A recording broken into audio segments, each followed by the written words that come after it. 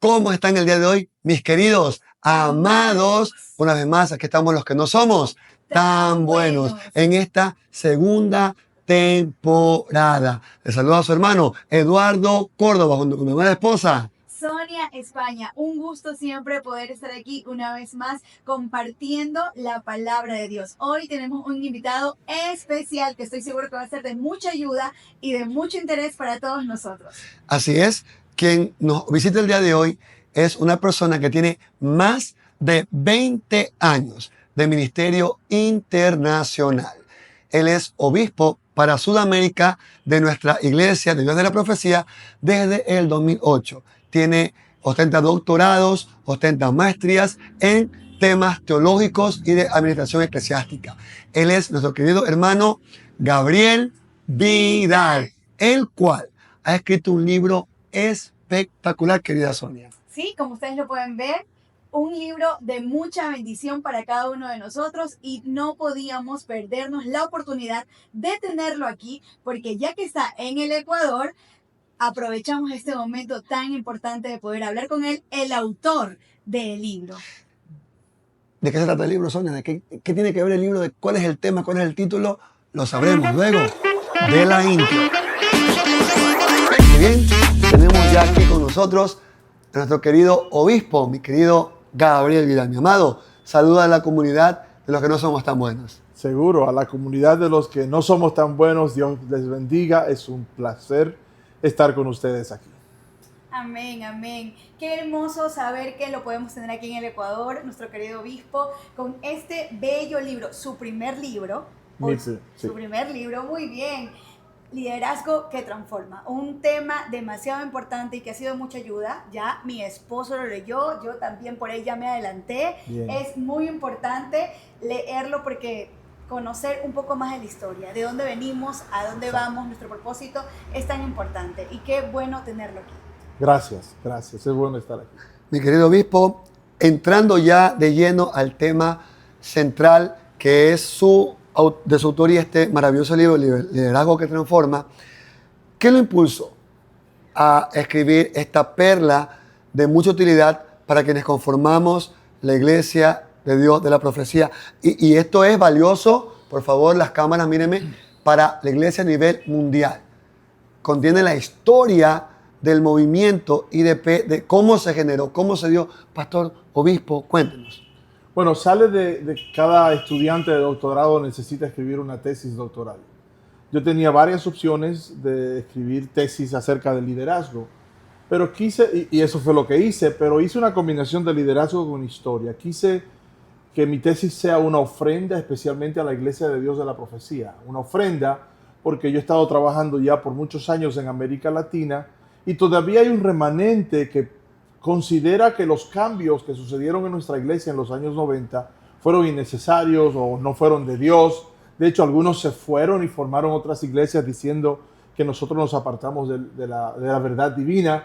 Y yo quise hacer una investigación un poquito más profunda de la que hace el obispo Barlack y la que hacen otros libros de la iglesia de historia, no solo sobre los cambios que suceden en la década de los 90, sino de dónde, por qué la razón de esos cambios, que causaron cambio de la eclesiología de la iglesia, cambio en la manera como vemos el ministerio de la mujer, en el sentido del rol de la mujer.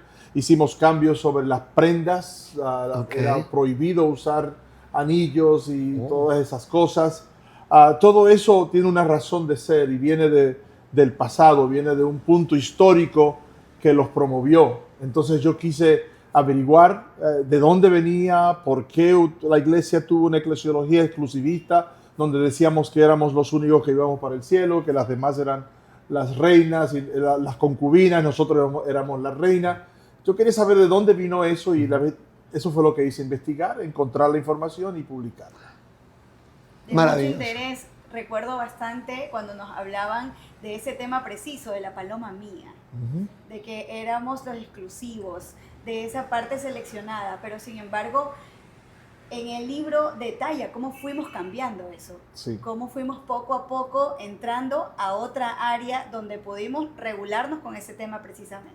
La importancia del libro, sin embargo, no solamente es esa, sino que presenta de dónde sale la idea de la única y cómo nosotros logramos salir de esa mentalidad. Wow. Fue un proceso muy largo, por eso vamos a ir detallando, mis queridos amados del cielo. Vamos a entrar a la estructura del libro, mi amado Vidal. El libro tiene un prólogo, agradecimientos, un abstract y consta de 6 capítulos. Hablemos de la dedicatoria. Usted empieza dándole las gracias a su familia. ¿Por qué empezar dándole gracias a ese núcleo de su vida? Porque son los más sacrificados de mi vida.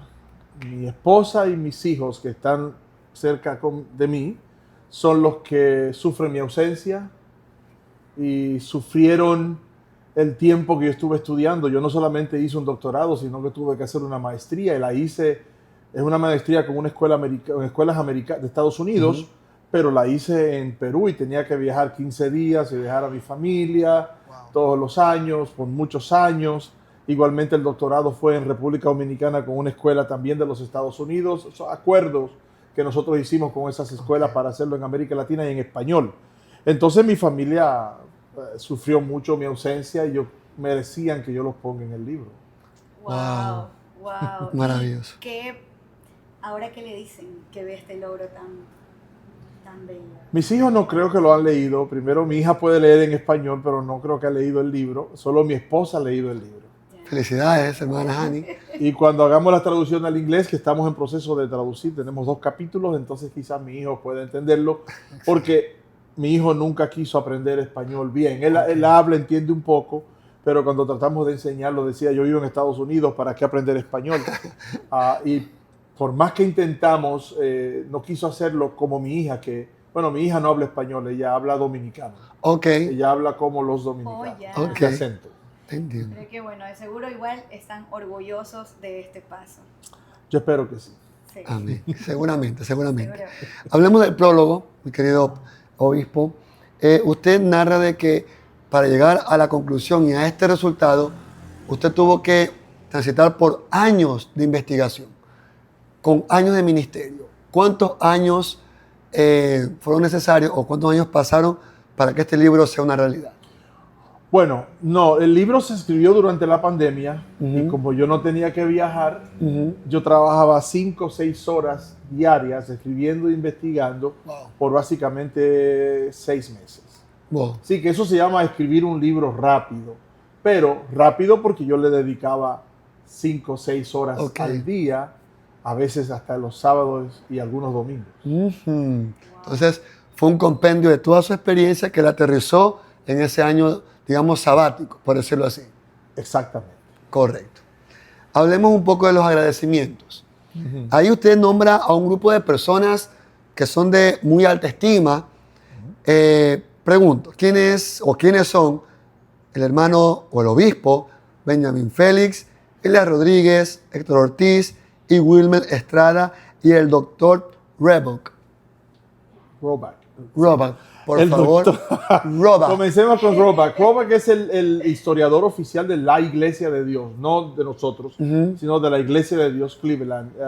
En mi investigación, él me ayudó con algunos artículos importantes que yo no tenía en los archivos de la Iglesia de Dios de la Profecía, porque mi investigación no solamente fue con los archivos de la Iglesia de Dios de la Profecía, sino que fui al Departamento de Historia de la Iglesia de Dios para averiguar algunas cositas. Y por eso le agradezco porque me dio bastante material. Y Sean McKinley creo que está también, si no me equivoco, sí. Cuando estaba escribiendo el capítulo 2, le dije, quiero hacer un capítulo 2 sobre cambios, autores de cambios. Y él no solamente me brindó sus libros, sino que abrió los libros, buscó los capítulos donde hablaba de cambios, me le puso algo para que yo los buscara y en vez de leer todo el libro, me iba a los capítulos que me interesaban. Y eso me ahorró horas y horas de trabajo. Elías Rodríguez es mi amigo y compañero, es parte del grupo de educadores globales de la iglesia, creo que es el único global en sí que nosotros tenemos, y es el primer doctor de mi generación. Él es un poquito más viejo que yo, si me ve no le va a gustar, él me lleva unos años, pero es el primer doctor a quien nosotros admiramos, y también él fue uno de mis profesores en la maestría, y creo que el doctorado también, me dio la clase de predicación. Además de que durante mi maestría, especialmente cuando yo escribía un papel, a veces se lo enviaba a él, él me lo leía, me le hacía algunas correcciones y me hacía presentar un mejor papel. No me hacía el papel, solo me hacía correcciones y me hacía observaciones. Benjamín Feliz, uno de los amigos más cercanos que yo tengo, es el presbítero para América Central, México y el Caribe hispano. Juega un papel muy importante en mi vida ministerial. De hecho, yo estoy en Cleveland porque él fue el que habló con la persona que me invitó a ir a trabajar a Cleveland. Así que Benjamín está conectado con muchos aspectos ministeriales de mi vida, aparte de la amistad que tengo con él. Mi amor. Wow, maravilloso, porque en el transcurso de este crecimiento académico, de este tema de poder seguir un libro, se van resaltando lo que son las amistades y la importancia del apoyo. Exacto. Sin interés alguno. Así mismo. Increíble, increíble, porque en el camino del Señor siempre encontramos esos verdaderos amigos y hermanos. Eso es Los así. felicito por aquellos. Muchas gracias. Amén. Amén, maravilloso. Las buenas compañías o las malas compañías corrompen, pero las buenas compañías potencian lo que Dios ha puesto en tu vida. Así Bendecimos esas amistades y animamos a los jóvenes y a todos los hermanos que nos están mirando a que se rodeen de personas que los ayuden a crecer y sobre todo, mi amor y mi hermano, a alcanzar su propósito, el propósito que Dios ha puesto y ha asignado a su vida. Precisamente que sumen a sus vidas, Sí, Señor. que les ayuden a seguir buscando, creciendo, animando de una manera desinteresada. Porque si no te ayuda, mi amor, ahí No es. Continuamos. Vamos ahora con el abstract, mi amado. Tenemos aquí, usted lanza un tipo de investigación. ¿Qué tema central abarca el libro? Su investigación, ¿en qué tema se El centra? tema central son los cambios de la década de los años 90. Wow. Que transformaron la iglesia a lo que es hoy. De los 90, o sea, no tan atrás, sino... Los cambios que transformaron la iglesia comienzan desde el año 90, cuando Billy Murray, quien era el supervisor, había sido recién seleccionado como supervisor general. En ese tiempo le llamábamos supervisor general. Él inmediatamente comienza a hablar, generar es la palabra, unos mensajes sobre la idea de que teníamos que cambiar de dirección en algunos aspectos. Muy bien. Y sobre ello, en el libro se habla sobre que a través del hermano Billy Murray se restablece o reconfigura lo que es la eclesiología de la IDP. Para mis hermanos que nos están, los hermanos que nos están viendo, mis hermanos amados, quizás se pregunten ¿qué es eclesiología? ¿Para qué se los puede explicar? Sí, eclesiología es la rama de la teología que trata con la naturaleza, la misión, la organización y la historia de la iglesia. Muy bien. Entonces, la forma en cómo se maneja la iglesia tiene que ver con la eclesiología, lo que creen, lo que profesan, lo que practican. Entonces, es importante darle ese énfasis porque partiendo de allí es que se cuenta una reforma. De la forma en que empezó a reconfigurarse el entendimiento en cuanto a la forma de manejarse en un protocolo eclesiástico. Exacto. Excelente. Ahora, mis amados, mi amado, usted habla de que la reforma arrancó del 90. ¿Cómo era la IDP antes del 90? Yo fui parte de esa iglesia. Lo escuchamos, ¿sí? Tengo 58 años de edad, así que yo viví parte de eso y creí lo que nosotros decíamos. La iglesia era una iglesia introspectiva, miraba siempre hacia adentro.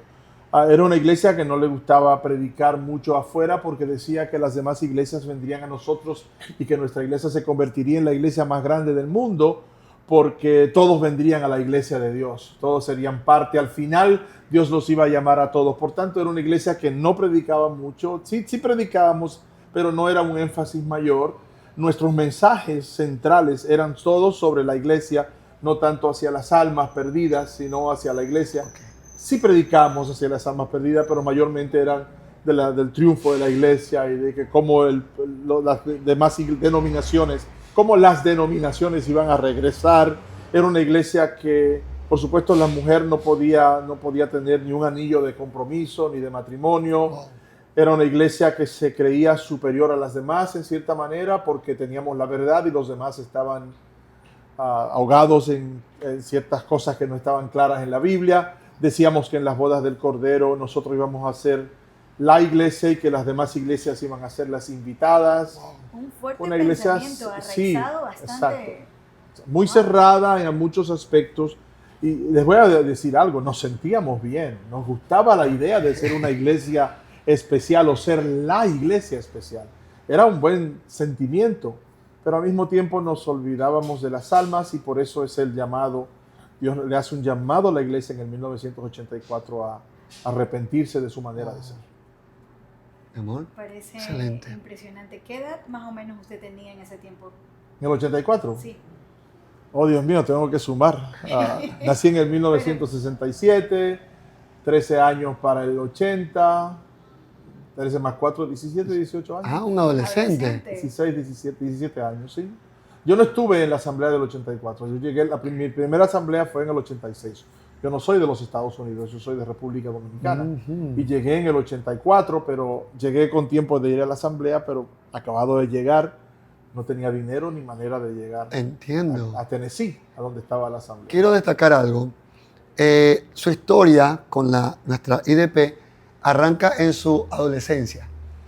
Amados hermanos, atención con los adolescentes y jóvenes, porque ellos son el fundamento que luego va a cimentar las bases en un futuro. Nuestro hermano Vidal llegó a una edad que aparentemente, imagínense, yo me imagino usted, ¿no? Quizás en ese tiempo con otro estilo de vestimenta, más holgado, quizás menos formal, pero que ya iba asimilando de a poco y que al día de hoy es esa atalaya que trae la historia al presente para ayudarnos a reformar. Excelente. Realmente yo comienzo en mi niñez. Yo me convertí a mí me llevaron a la Iglesia de Dios de la Profecía a presentar a los 2 o 3 días de nacer. Wow. Mis tías eran de la iglesia y yo vengo de los espigadores. Los espigadores, tú no sé si sabes de eso. No he escuchado. Aquí no se va a conocer, pero los espigadores eran los niños de la iglesia y marchábamos como un ejército en orden. Wow. Y cantábamos, nosotros somos los espigadores del Señor, y yo era parte de los niños. Y luego en mi adolescencia permanecí en la iglesia, en mi juventud también lo hice. Ahora que estoy entrando, ya estoy saliendo, todavía estoy entrando a la vejez. Okay. No creo que estoy todavía ahí, pero voy no. camino. Está lejos. Espero, no estoy tan lejos. A cuadras, a pocos metros. A cuadras, entonces espero seguir adelante. De Pero hecho, sí lo dice al principio, que desde que nació Sí, fue sí. presentado Sí. en la iglesia. ¿Y qué edad tenía? Más o menos, no exacta, cuando hay este cambio ¿De la iglesia? de la iglesia. Del que usted dice que, bueno, pasó por esto, se sentía bien ser la iglesia exclusiva, pero se estaba olvidando este otro detalle. Y cuando llega el cambio, ¿qué edad tenía usted y cómo lo tomó? 10 años después tenía 24, 25, 26 años, no me acuerdo, tendría que calcular. Ok, sí, no. Mi cambio comienza en el 84, cuando yo comienzo a ver que la iglesia está cambiando y yo no apruebo el cambio. Usted Yo estoy en parte contra, yo era parte del pasado, yo me creí lo que me enseñaron. Y quiero decirle a los que escuchan, los que nos ven, yo no culpo a nuestros ancianos que nos enseñaron como nos enseñaron. Ellos tenían esa luz, la luz que tenían de la Biblia en ese Así momento es. era la que tenían. Cuando nos vamos a estudiar a los seminarios teológicos y comenzamos a hacer hermenéutica y exégesis correcta, nos damos cuenta que tenemos que hacer cambios en nuestra eclesiología, en nuestra manera de pensar. Pero los que nos introdujeron a esa eclesiología anterior, exclusivista, estaban predicando del corazón y creyeron, y no fue una trampa y no fue un plan para hacernos daño. Es lo que ellos entendieron y creyeron en su momento. Al estudiar, nosotros comenzamos a cambiar. No sé si ustedes se acuerdan del pacto de membresía de la Iglesia de Dios de la Profecía, y andar a la luz a nuestro mayor conocimiento y habilidad. A medida que conocemos más de la palabra, andamos más en luz. Y eso es lo que sucedió. Para mí sucede, para responder a tu pregunta, en el 1994, pero es un choque para mí. Yo salgo de esa asamblea llorando y diciéndole al Señor, yo no vuelvo a ninguna asamblea, no me voy a salir de la iglesia porque ¿para dónde voy a ir? Decía yo. Pero me fui a mi iglesia local, me olvidé de todo, me concentré en mi iglesia local y comencé se me quitó el amor, digamos, por estar en la asamblea, porque es un choque de la realidad. Y yo no fui el único en el 94. Algunos del choque fue tan grande que decidieron irse de la iglesia y formar pequeños grupos que ahora ellos dicen que son los únicos que van para el cielo y que todo el mundo tiene que unirse a ellos. Yo opté por quedarme en la iglesia porque es mi iglesia amada y luego el Señor fue tratando conmigo y duró 2 años, 3 años para yo comprender que lo que Dios estaba haciendo en la iglesia. Hoy yo puedo decir, los cambios, las transformaciones de los años 90 vienen del Señor, pero en ese tiempo yo no lo creía. Wow. Hay cosas que no tenemos al principio, pero que en el proceso, si permanecemos, Dios nos va a permitir asimilarlas.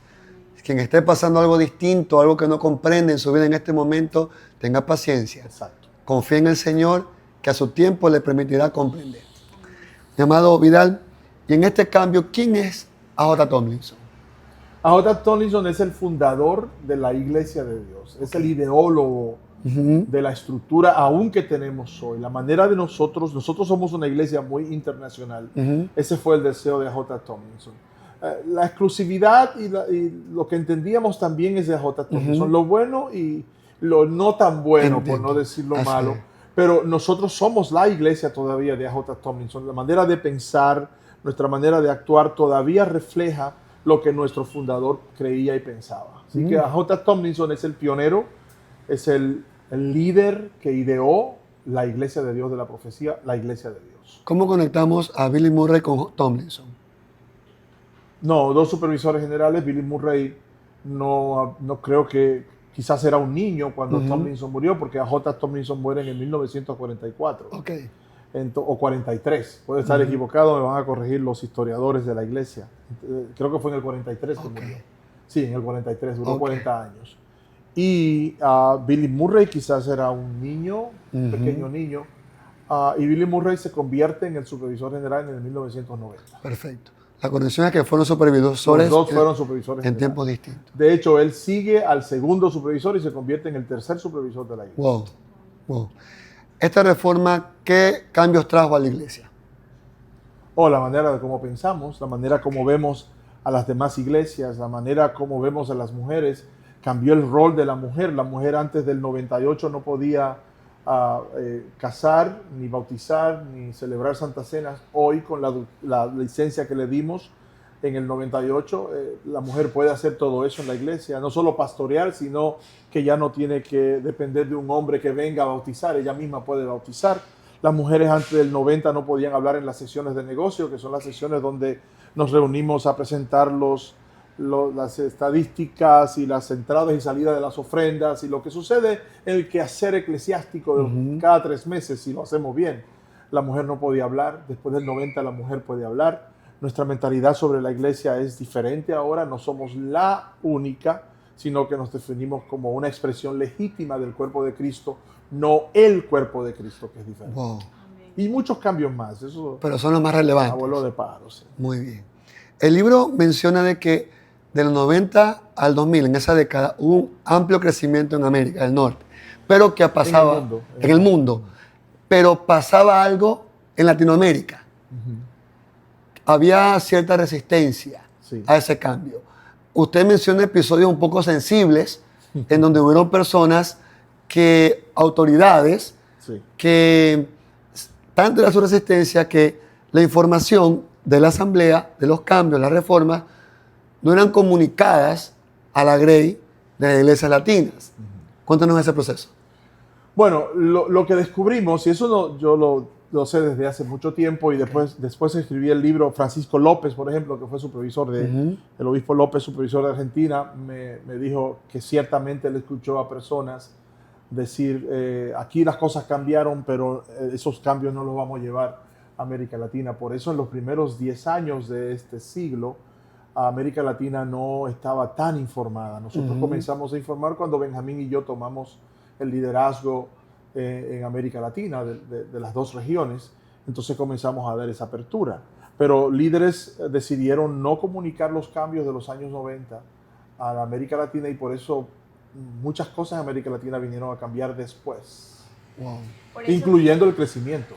Sí, señor. Por eso llegamos a escuchar nosotros precisamente de todavía personas que vivieron aquello, o sea, que todavía seguían antes del cambio, o sea, todavía siguen practicándolo aquí en América Latina. Y todavía hay muchos que lo hacen, hay muchos que, por eso escribí, una de las razones que escribí el libro es esa también, de que hay personas que todavía creen que cometimos un error con esos cambios. Y yo lo que quiero mostrarles, la idea de la iglesia única, de la única iglesia que va para el cielo, no viene de un ángel que nos habló ni del Espíritu Santo, viene realmente de los bautistas, la marquista de los años 50, 1850. Ya, listo.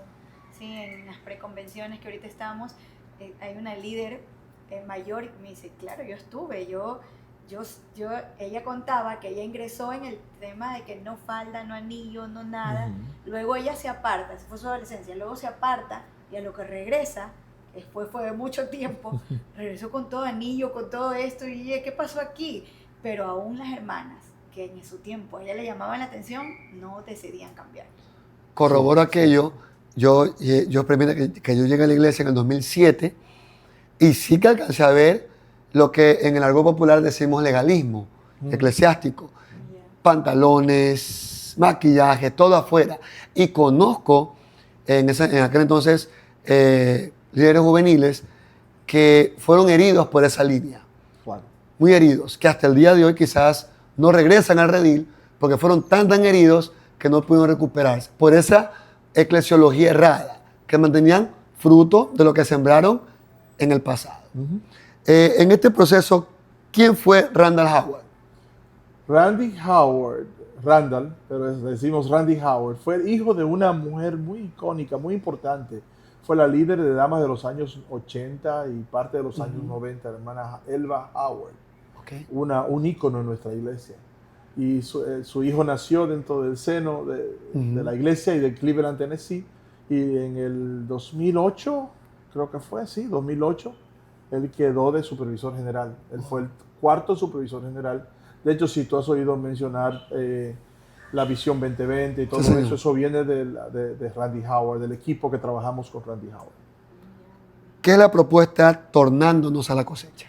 Tornándonos a la cosecha es la respuesta de Billy D. Murray en el 1984 y de su liderazgo, sus líderes, a decirle a la iglesia que es tiempo de dejar de decir que todos vienen a ser parte de nosotros, la iglesia verdadera, e irnos al campo a predicar el evangelio y a ganar personas para Cristo. Tornándonos a la cosecha para mí todavía está en función a través de las nuevas en misión, que es ahora el tema global de la iglesia, en misión, a través de la Visión 2020. Todo eso es la manifestación de tornándonos a la cosecha. O sea que dejemos de tornarnos hacia nosotros y tornémonos a la cosecha de almas en el mundo. De hecho, Mateo 24, el verbo es ir, salir, moverse hacia afuera a llamar a los que están perdidos. Y yo estuve en esa asamblea cuando se introdujo tornándonos a la cosecha. Wow, leyenda viva. Y escuché en esos mensajes, aunque no estaba de acuerdo. Ok. Llegaron, pero igual llegaron y aquí está, de hecho. Exactamente. Sí, de hecho, el fruto. Sí, increíble.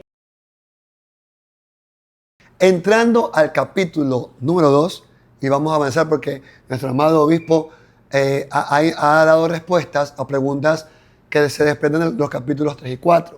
Sin embargo, mi amado obispo, coméntenos, ¿qué es la curva de aceptación al cambio que usted menciona en el libro? En una tesis doctoral tú tienes que escribir un capítulo que se relacione con escritores que hablan sobre el tema. Y como mi tema es sobre cambios, yo consulté y escribí sobre escritores que hablaban de cambios. Uno de ellos, de los que me llamó mucho la atención, eso fue lo que Sean McKinley me preparó, me llevó ahí, fue que Michael Comer, que es un escritor sobre liderazgo y sobre cambios, se inventó una curva de aceptación donde dice que las personas aceptan, tienen diferentes niveles de aceptación hasta que completamente aceptan una proposición. Entonces, por ejemplo, cuando Billy Murray comienza, la gente no está creyendo, está en el primer nivel, pero a medida que se va explicando todo, la gente comienza a creer. Eso lo pasé yo. Y a medida que sigues aprendiendo y que sigues buscando al Señor, vas aumentando de nivel hasta que aceptas los cambios. Entonces, esa es la curva de aceptación, el proceso de tú aceptar ciertos cambios. Muy bien. ¿Qué elementos son esenciales para que esa curva crezca y no decrezca? Mucha información. Información sobre si tú vas a presentar, y esto va para para la iglesia en general. Pastores que quieren hacer cambios en sus iglesias locales, que quieren transformar algo, cambiar algo, regularmente quieren hacerlo de una vez. Debe haber un proceso donde se concientiza a las personas con información. Se les habla, se les presenta, se les aclara, se les responde preguntas para cuando ellos entiendan, entonces puedan moverse a aceptar el cambio. Okay. En la parte pedagógica se puede decir, querido obispo, que se debe primero sensibilizar a las personas. Esa es la palabra, exactamente. Sensibilizarlos para que de a poco vayan puedan por ir el así. proceso de la Exacto. curva hasta aceptar Okay. la información. En esta curva de cambio, querido obispo, ¿qué papel, usted nos menciona el papel relevante de los líderes? ¿Qué nos puede decir sobre eso? ¿Los líderes te refieres en Cleveland, Tennessee? En general, lo que fueron parte de este proceso. O los líderes en la curva de aceptación. Así es. Los líderes principales, si no hubieran aceptado los cambios, no se dan. No solamente Billy Murray, sino que ellos, los líderes que trabajaron con él, tuvieron que sentarse con él y por muchos de ellos, el cambio no viene todo de Billy Murray. Hubieron personas ahí como Adrian Barlack que fue instrumental en los cambios. Hay un cambio de que tú no hablas ahí y es el cambio de gobierno.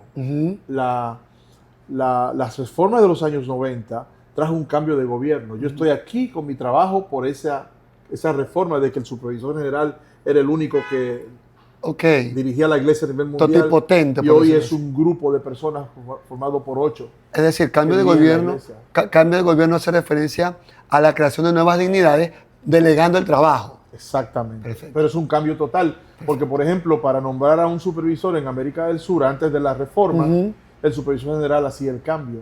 En América del Sur lo hago yo en consulta con los 8. Y si hay un cambio en Sudáfrica, si hay un cambio en Tanzania, ese cambio viene a la mesa donde yo trabajo y discutimos. El presbítero de esa zona de África presenta a la persona, explica por qué. Eso antes no se hacía, antes era la decisión de 2 personas. Wow. Es decir, se establecieron mesas redondas de diálogo como para socializar.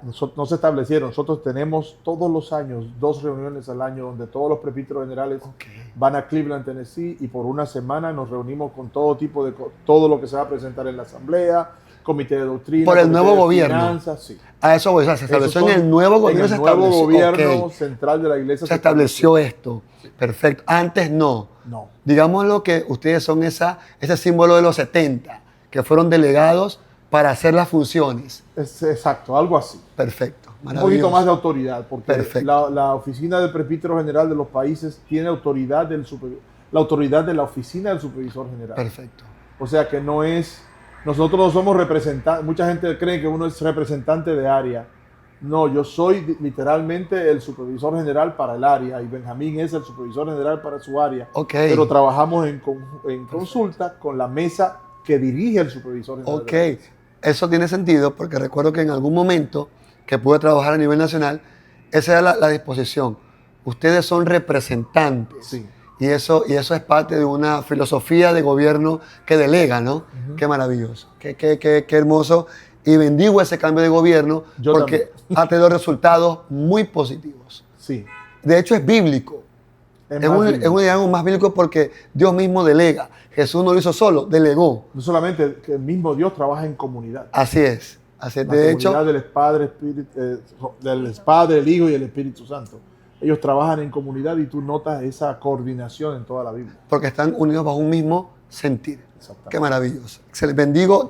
Pienso que esto es digno de resaltar y encomiar, porque si no hay ese cambio de gobierno, no hay cambio de mentalidad. No hay. Qué bueno es Dios, ¿no? Muchas veces, y aquí viene un tema, una pregunta fuerte, esto ya es del capítulo 3. Con mis amigos, mi amor, hermanos en Cristo, diferentes denominaciones que también tengo, me preguntan, bueno, ¿tú dónde congregas? Y yo siempre es un poquito complejo porque el nombre es un poquito largo. No, yo congrego en la iglesia de Dios y hasta ahí vamos bien. Pero cierro con el de la profecía. Entonces, cuando digo esto, el pueblo se asusta. ¿Cómo? ¿Y dónde es que estás metido? Y que viven profetizando todo el tiempo. Stop, le digo, no.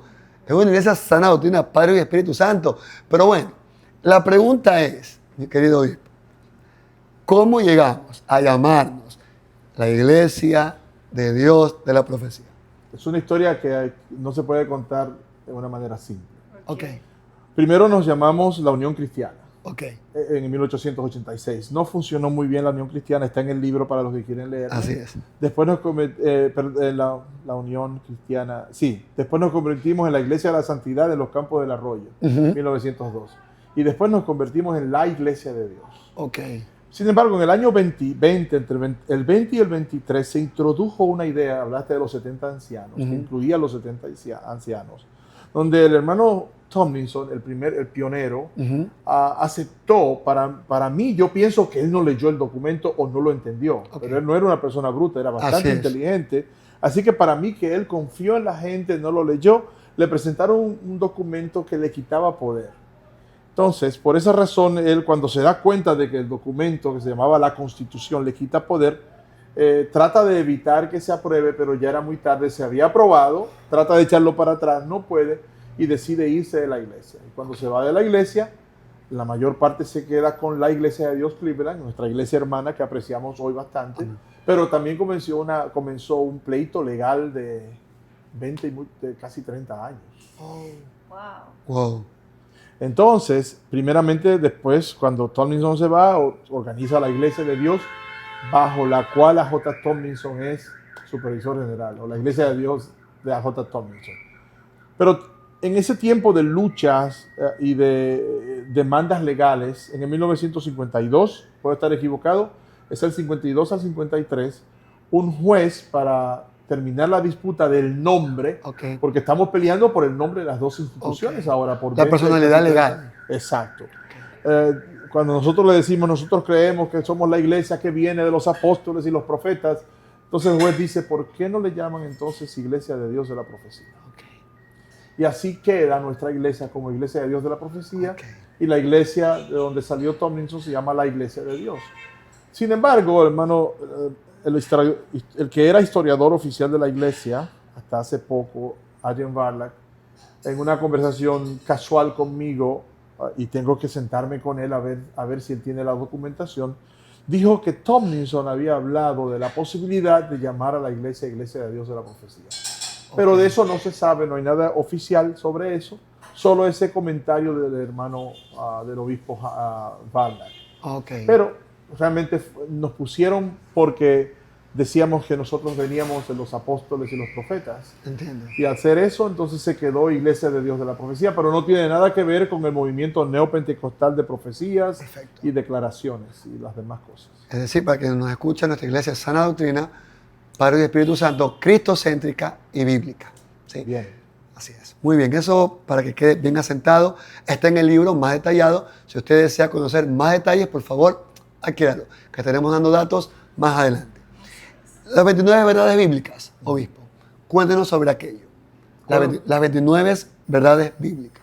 Cuéntenos qué papel protagónico tuvo en el ámbito doctrinal de nuestra iglesia. No, lo tiene todavía. Muy bien. No se llama las 29, tiene otro nombre. Yo mismo puse el nombre junto con un equipo.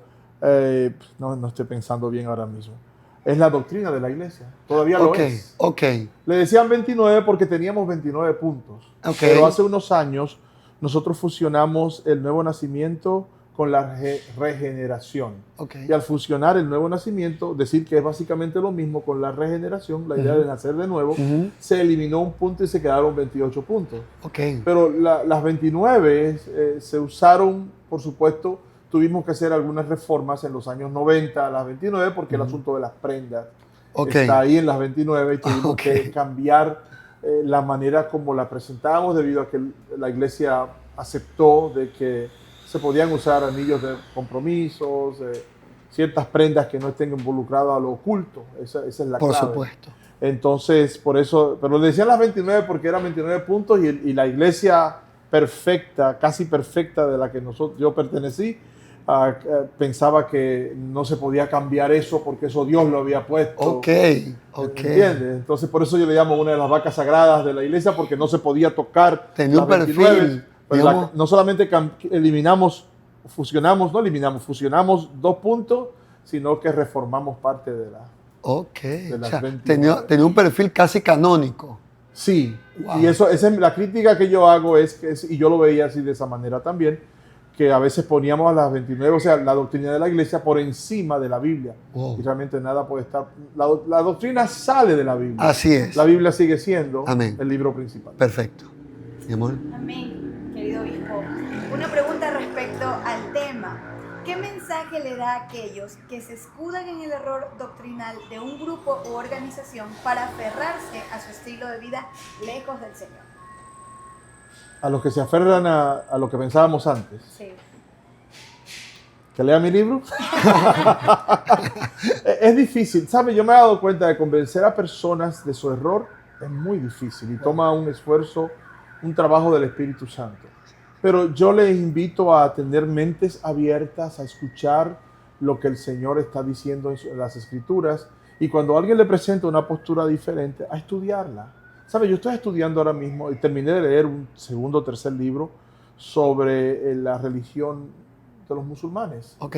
El islamismo. Sí. Y una de las cosas, estoy leyendo el libro de alguien que se llama Nabil Qureshi. Nabil nació musulmán en Pakistán. Se mudó joven a los Estados Unidos y él se dio a la tarea, como ellos estudian mucho, Sí. de confrontar a cristianos, porque los cristianos son cristianos pero no leen la Biblia, no pueden defender su fe, y se dio a la tarea de confrontar a los cristianos, hasta que se encontró uno que pudo defender la fe cristiana y lo retó a él a revisar en una manera crítica la creencia del Islam. Y cuando él hace la comparación del cristianismo con el islamismo, termina entendiendo las faltas del Islam y las veracidades del cristianismo y se convierte al cristianismo. Qué maravilla. Lo único que tiene que hacer una persona es irse a las Escrituras y cuando le presenten una postura diferente, revisarle, estudiarle y hacer la exégesis correcta. Y así podemos encontrar la luz, porque de ella en ella está. De hecho, pastor, qué maravilla, porque el consejo, he intentado reducir los consejos en algo simple pero profundo. Y cada vez que tengo la oportunidad de hablar con jóvenes, adultos, ancianos, personas no cristianas, mi único consejo tiene dos ejes: que lean la Biblia y que busquen a Dios en oración, porque es la fuente de todo. ¿Qué testimonio más maravilloso que de una cultura tan fuerte como la islámica, simplemente con el poder de la palabra de Dios, fue atraído a la verdad? Bueno, déjame aclararte algo. Leer la Biblia, y se va a oír muy mal lo que voy a decir, Sí, a sí. veces no es suficiente. ¿Sí? ¿Por qué razón? La Biblia es un libro que se escribió a través de muchos años. Entiendo. Y los últimos escritos datan de cerca de 2000 años. Así es. Hay un abismo hermenéutico entre nosotros y la última escritura de la Biblia. Entiendo. Es muy difícil si tú lees la Biblia desde la perspectiva del siglo XX, Correcto. sin irte a entender cómo pensaba la gente del siglo I y de los siglos anteriores. Okay. Entonces, al estudiar la Biblia, no puedes estudiarla desde un punto de vista y de manera de pensar del siglo XX. Correcto. Por ejemplo, cuando mi esposa está haciendo una maestría también. Sí, sí. Y cuando ella a veces estudiaba, hizo un estudio muy bonito no de Esther, sino de la reina Basti. Okay. Ella habla mucho de eso y aprendió mucho.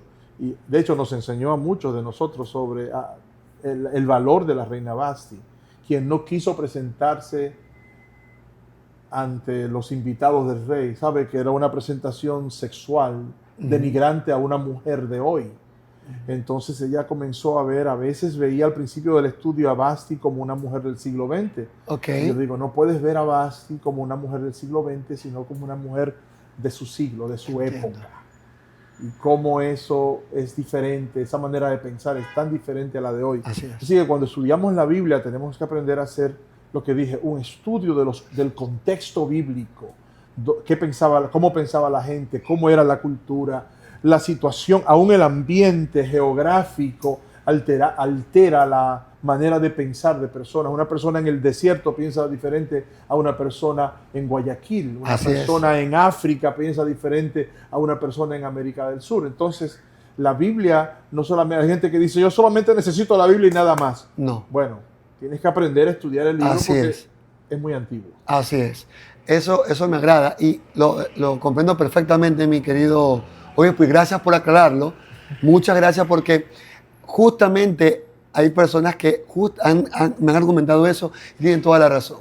cuando hablo de leer la Biblia, trato de sintetizar, Sí, pero detrás entiendo. Exacto. Sin embargo, Entiendo. lo que usted dice es cierto. Yo confío, querido obispo, en esto. Usted está hablando de una cultura y una disciplina que todos deberíamos tener. Pero lamentablemente Latinoamérica tiene un índice de lectura muy bajo con respecto a Europa. Entonces, si yo le digo a alguien, oye, tienes que escudriñar, hacer exégesis y todo aquello, puede que lo frise. Y en la educación hay una estrategia pedagógica que lo estableció Piaget, que es la zona de desarrollo próximo. Entonces, empieza con una tarea mínima y empiezas jalándote a un destino más complejo. Okay. Al decir, oye, lee la Biblia, empieza con lo básico. Y estoy seguro, yo confío, como usted lo habló muy sabiamente hace pocos minutos, confío que el Espíritu Santo va a motivar a esa persona a desarrollar lo que usted acaba de mencionar, que es ese estudio, ese background que lo llamamos también, porque si no, definitivamente nos vamos a perder en el olvido y no vamos a entender nada. Por eso, amados, leamos la palabra de Dios, pero tengamos la cultura de ir al contexto, a la profundidad, a la exégesis, para que el Espíritu Santo trabaje en ese conocimiento y renueve nuestra mente. Gracias, obispo, por esa parte. Excelente. Vamos a cerrar, mi amor. De hecho, una cosa lleva a la otra. Realmente, cuando estamos hablando con una persona que recién empieza en el Evangelio y se interesa y empieza a buscar la lectura bíblica, y a mí me encanta cuando le decimos, empieza por Juan, continúa, y ya veo 2 días después, ¿puedo hacer una pregunta?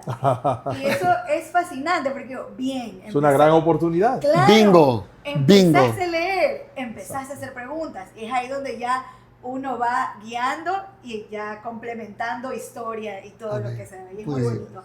Liderazgo que transforma. Un libro excelente, un buen complemento que va también a dar ese conocimiento que ya tenemos de base, a poder complementarlo con aquello. Lo escribió nuestro hermano Gabriel Vidal.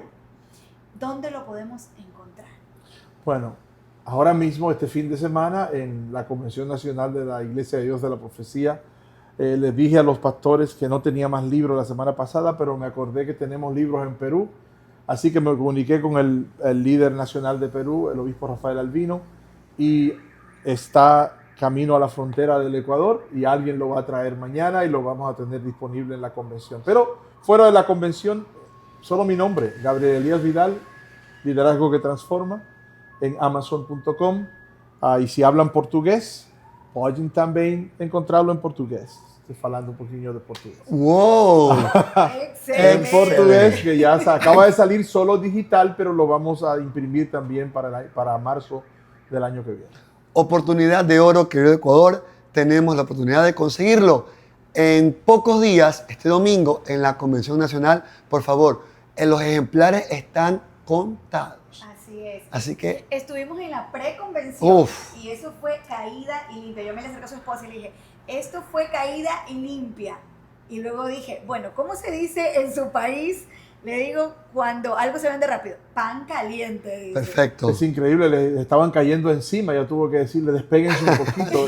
Nunca había visto una aceptación del libro de esa manera, me asombré. Ah, ¿en serio? Sí, porque sí lo han comprado y he vendido mucho en América Latina, pero no con la intensidad que sucedió aquí. Fue de repente, yo no sé si va a pasar así en la convención, pero fue de repente, por lo menos con el liderazgo, eso me llenó de satisfacción porque yo sé que el libro puede ser de bendición a mucha gente. Quiero recalcar que mi esposo, usted terminaba de decir y él saltó. Ya estaba allá, dijo, pero, porque esto se va a vender enseguida, Sonia, por antes favor. No lo calculé. Yo no lo vi venir. No lo vi venir. Yo no lo vi venir. Cuando veo ese libro digo, no. Pero un dato revelador, la esposa se lo advirtió. Ajá. Ella le dijo, ella me confesó que le dijo. Vete, búscalo. Pero sabemos que vienen más. Es lo importante, esa es la buena noticia. Vienen que viene más ahora ya en nuestra convención nacional. Así que los esperamos, no se lo pueden perder. No se lo pueden perder. Y bueno, terminando con esta última pregunta, nuestro podcast se llama Los que no somos tan buenos. Y la pregunta es, ¿en qué momento de su vida se sintió que Dios lo utilizaba a pesar de sentirse que no era tan bueno? Bueno, yo me sentí que no era tan bueno. Nosotros teníamos conferencias nacionales de jóvenes en los Estados Unidos en los años desde los años 80, la primera fue en el 89 que fui, los años 90. El líder de jóvenes se llamaba Billy Wilson, muy conocido entre los pentecostales el día de hoy, por cierto. Billy Wilson tenía esas conferencias y yo comencé a ir a las conferencias y siempre que hacía un llamado, iba al servicio de altar y me arrepentía de las mismas cosas. Y me sentía mal y volvía a cometer ciertos errores y ya volvía hasta que un día yo dije, ven acá, yo necesito cambiar y comenzar a ser un poquito más bueno porque yo no soy tan bueno. Así que tomé una decisión en uno de esos servicios de altar y dije, yo no vuelvo a un altar.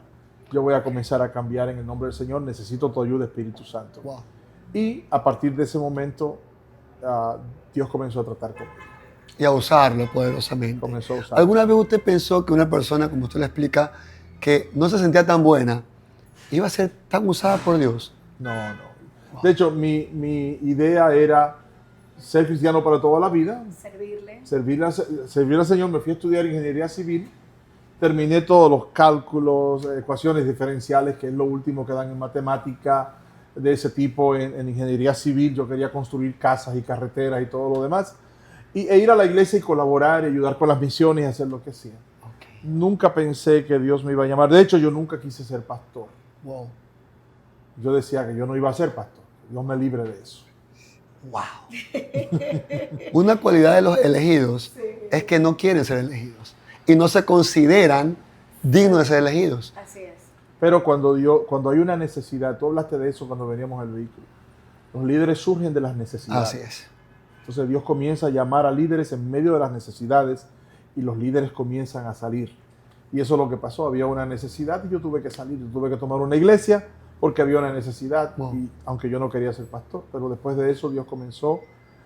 Yo creo que a la primera iglesia que yo pastoreé, Dios me llamó porque me tenía para la posición que tengo hoy, Wow. que es la más importante que voy a tener, yo creo, Wow. en el sentido de jerarquía, porque para mí todas son importantes, todas Así tienen es. su nivel de importancia. Esta respuesta nos da pie a un siguiente podcast. Ojalá algún día nos podamos reunir de nuevo, porque habló de algo que usted no quería, pero que a pesar de que no quería, Dios obró y aquí los resultados. No siempre no se trata de querer, se trata de simplemente disponerse según la necesidad.